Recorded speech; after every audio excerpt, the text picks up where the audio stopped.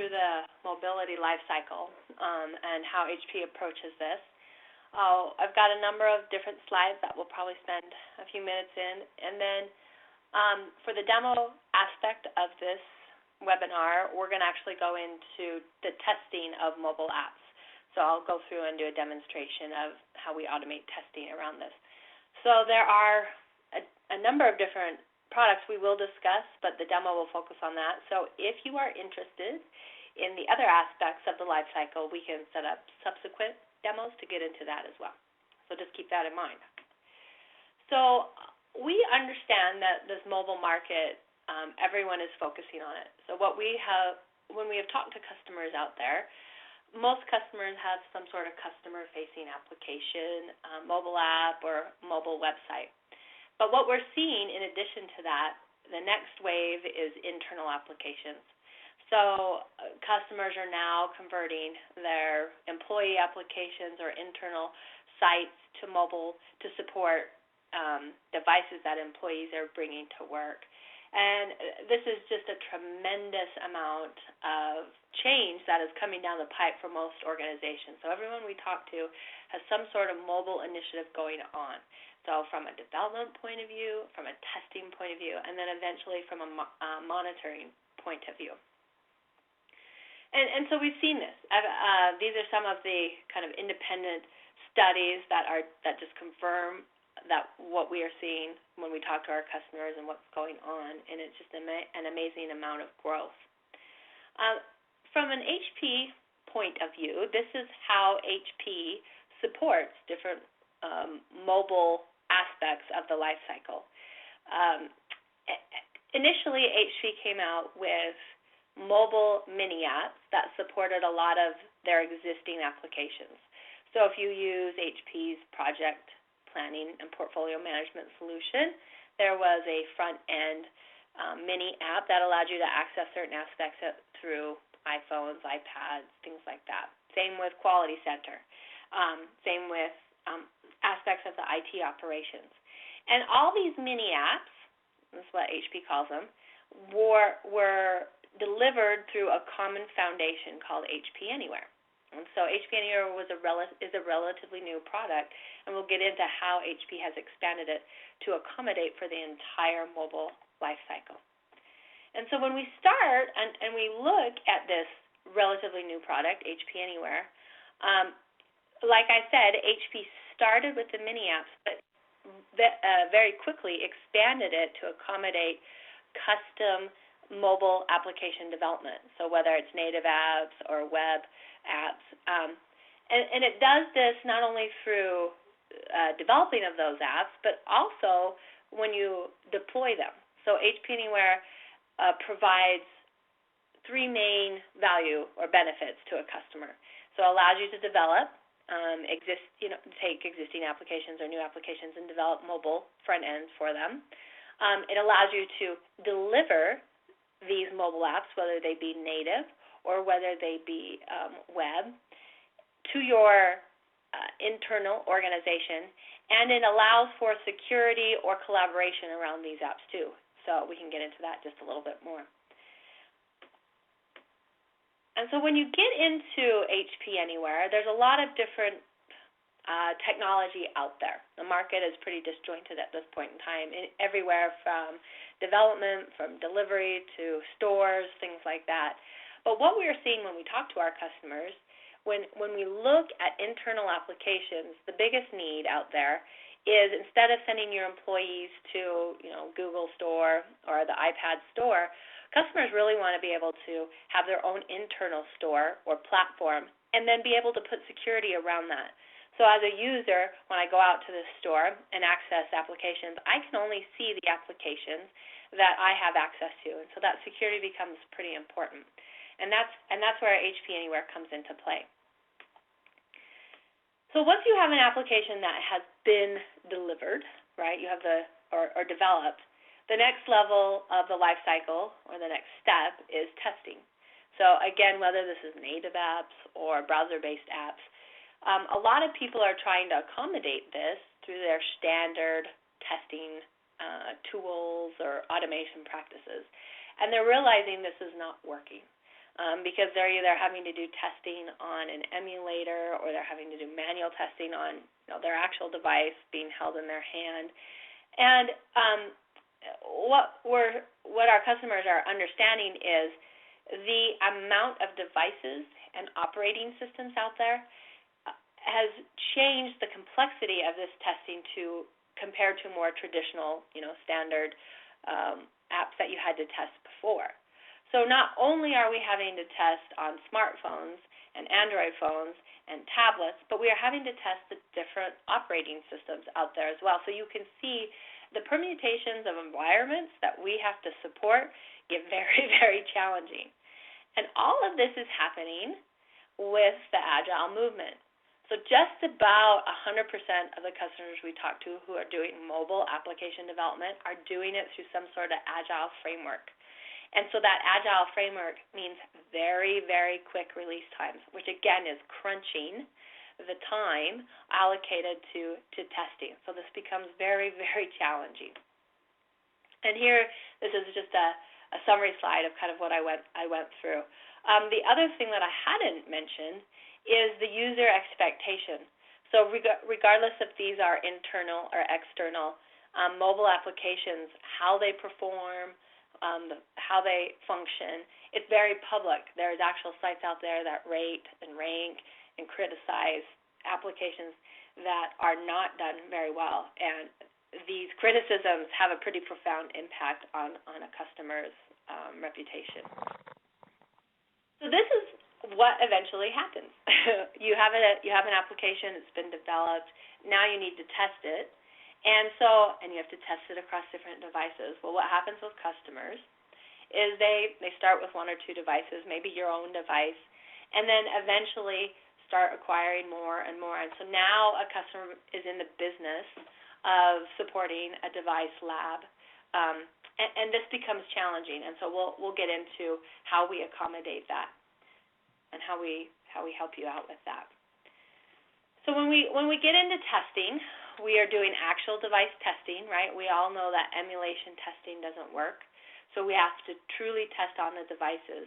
And not only are we needing to do this from a functional point of view, but we need to do this from a performance testing point of view as well. And so how do we go about actually, when we do performance testing, making sure that the different type of connectivity, whether it's Wi-Fi, AT&T, 3G, Verizon, 4G, how that affects our functionality. And so we'll get into that as well. So we start with device testing through HP's UFT mobile offering. And so this mobile offering includes device management. So there's a couple ways you can do this, but what really happens is and this is part of the demo I'll get into, a customer uses their tried and true UFT tool that they're familiar with or not. They open up UFT, and right within UFT, you actually get access to a device, a true device, to build tests against. And so we'll get into there. So no more emulation. These devices are accessed through UFT or a browser service. And so now you have one central place where your devices are located, and this service includes device management. And so now you don't have to worry about managing the device, paying for the device, setting up the contract. That's all a part of the service. So you select the devices you want to support, you access them, you create your tests, you run your tests, and you're on your way. And so when we do that through HP's service offering, this is what it really looks like. Because a lot of people ask me, well, how do we access those devices through UFT or through a browser, right? How is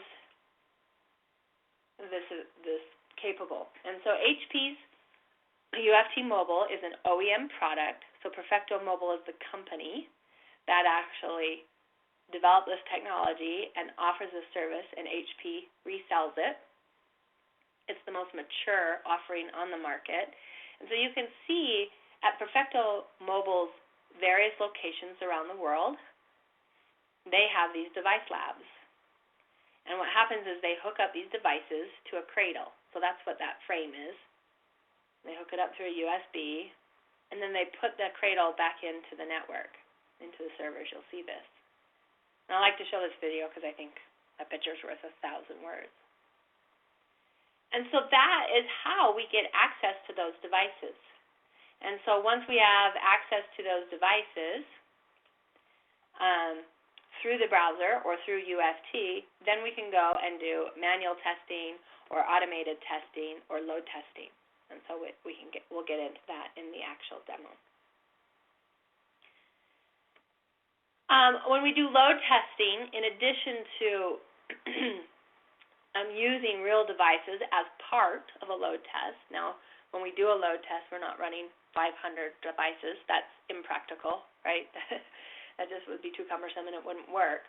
So what we do is we use our tried and true load runner technology to generate load through headless users. We run 3 or 4 real devices during that same test. And what we do is we do emulation of the connectivity. So the load runner headless users, we can configure them how we want them to connect.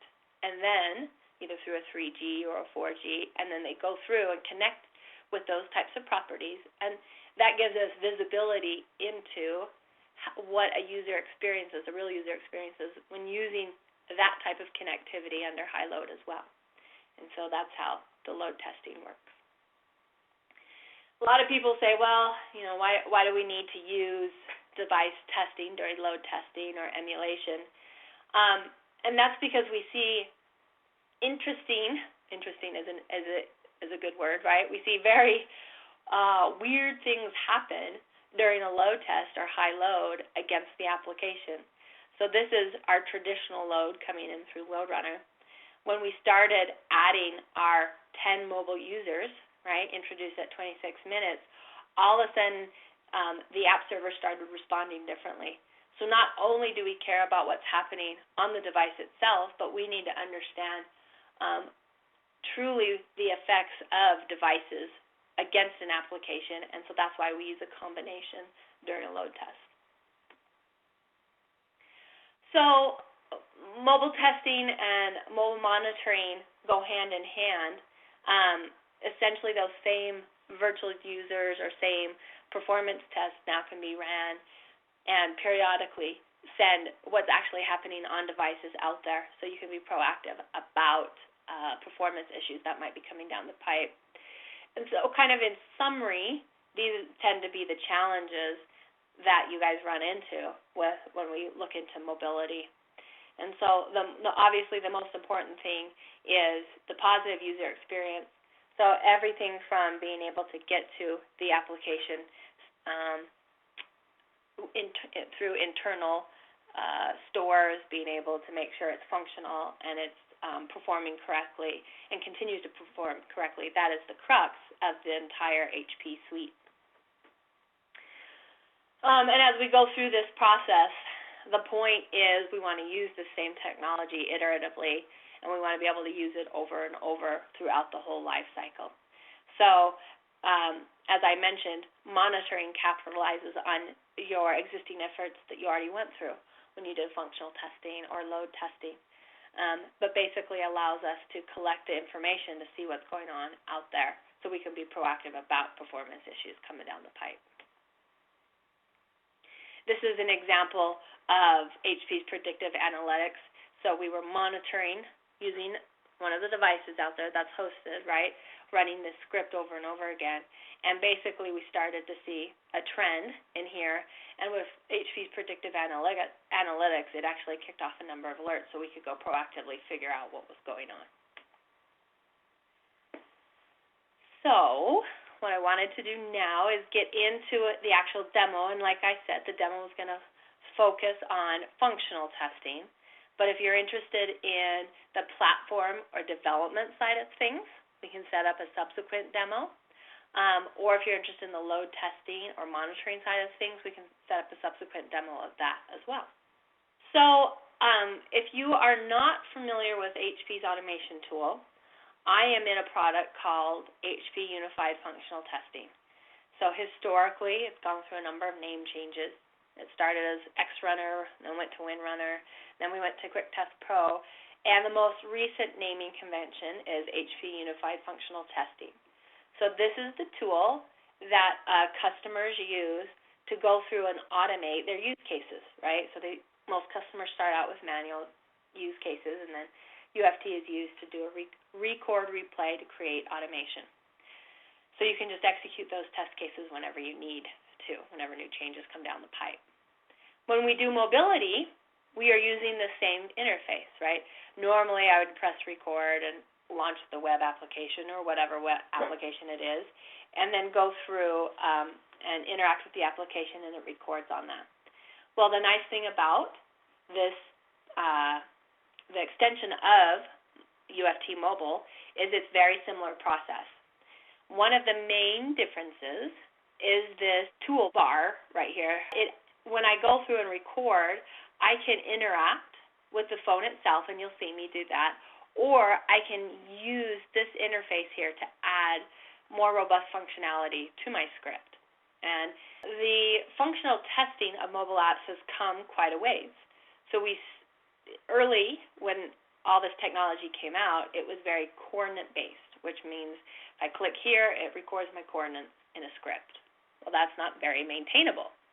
And so it moved on to what's called OCR technology. And so OCR technology allows me to look at things from an image point of view. So if I click on this message box, it's looking for, kind of a green area with a white blurb. And so that message box could move, and I would still be able to do it. Well, the latest phase of mobility app recording is now at the object level. So we get this object level recording through this interface here. And so that becomes important. And so if you have questions around, how do we get object level recording with native apps or web browsers, I'll explain it as I go through it, but please feel free to ask your questions away, because I'm going to demonstrate that right now. Object level recording is important because that's what allows your scripts to stay maintainable. So instead of having to re-record when changes come down the pipe, you can just go update a couple of things in your script, and it saves you a lot of time. So let's go ahead and let me interact with this so you can see it's a real phone, right? It has a real phone number, so I could actually send a text message. There's a number of things I can do here. It has a carrier. So let's go back and go home. If you have a native application, you can actually install the native application through the App Store or the Google Store, just interacting with the phone. Or we have a number of functions here that actually help you install the application as well. So that's something you can automate. So you can, as part of your script, you can open up a particular type of phone, install your application, and then go through and interact with it. Or if it's a browser-based app that you need to support, we can open up Safari and interact with it here as well. There's lots of ways we can accommodate use cases. So I am actually going to go, and we're going to do a couple of things here. I'm going to start recording. So I'm telling it to go ahead and record on anything that's open and running. And so when I do that, you can see my standard recording bar that comes up, and I still have access to my phone. So I always like to start at the home page and end at the home page, just some best practices, right? So when I clicked on this home button, I could have done that here, but if I click on it here, you can see there's different ways that I record. So either way works. If it was a coordinate-based function, then I would probably want to use this navigation bar. And so let's go ahead and go back to the home page here. So at this point in time, I'll just go ahead and get rid of all these extra ones. I only need one. And now I'm going to go ahead and open up one of just a web page. I'm going to open up ResultsPositive page.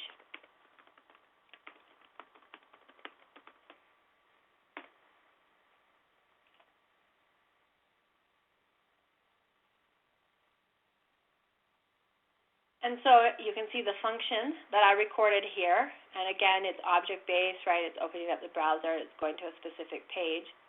And if I wanted to, I could zoom in a little bit so I could kind of see this. And once I land here, one of the things I might want to check is that the page came up. So in normal automation or normal manual testing, you do these visual checks, right? In automation, we put in checkpoints. So if you've done automation, you know this. It's the same thing with mobility. So when I do want to do a checkpoint, I can do checkpoints off of text or an image. And so I'm going to go ahead and show you a text checkpoint. I think it's the most maintainable. And so I can go ahead and select the Find button. And this is where Perfecto Mobile technology comes into play. This is a little bit of a different interface. Instead of the GUI SPY that we typically use, Perfecto Mobile has created this interface to go and find the text that you want and then allow you to try it out. So this interacts with the object repository, if you're familiar with that. And so basically what I want to say is, let's see if we can find ResultsPositive on the page, because that's a good sign if it finds that the page pulled up. And so what it's going to do is it tells me, yep, we found it. Now I could use that instance, or I could use a second or a third instance, right? So if I try and change my index value to 2, now it's finding this this kind of GIF out here. And so I think that's a better indicator that the page came up quickly, because you never know what gets resolved. This might always say ResultsPositive. So I'm going to go ahead and use that index value. Okay, great.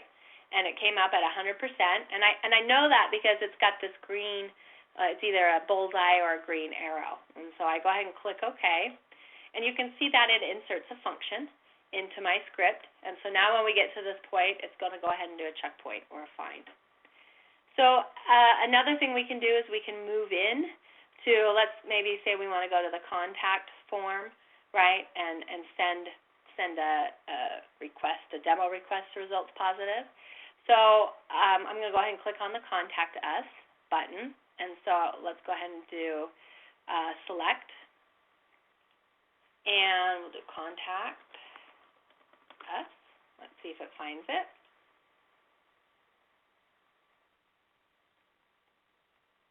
Okay, so good. So it found it.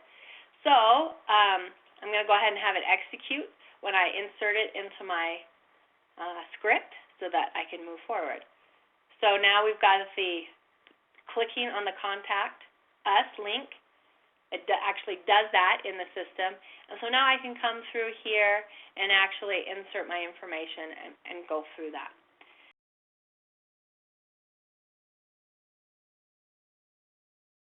So I'm going to go ahead and stop, and I'm going to show you this. We'll replay this, and I'll do a quick sample of the results that come out of this. So when I go through this, it's going to return home, which is good. And by default, it records these wait statements. You can configure that to record or not. We don't need them, so I'm just getting rid of them. And let's go ahead and save this. So this is test 9, and I'll go ahead and replay. So you can see this interact with the application. So one of the benefits of HP's solution is a script once technology.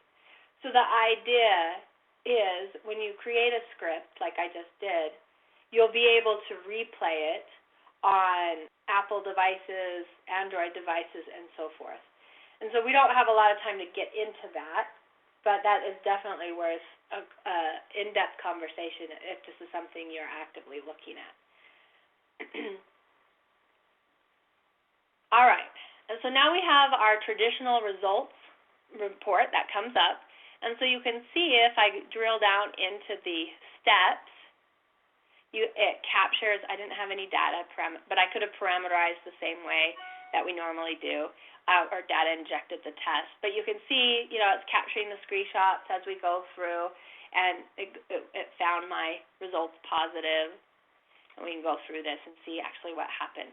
So pretty traditional results. The one thing else that comes with a mobile script is this video.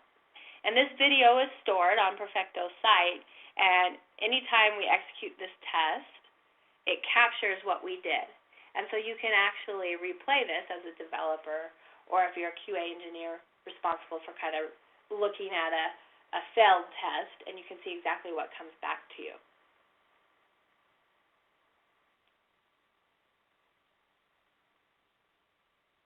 So it goes through the whole thing.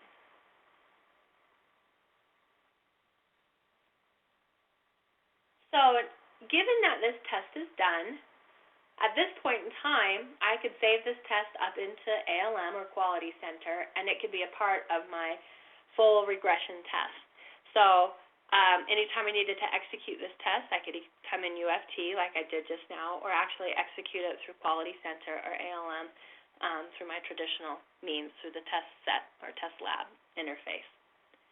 And so that is how HP proposes customers go through and start automating functional testing on mobile devices.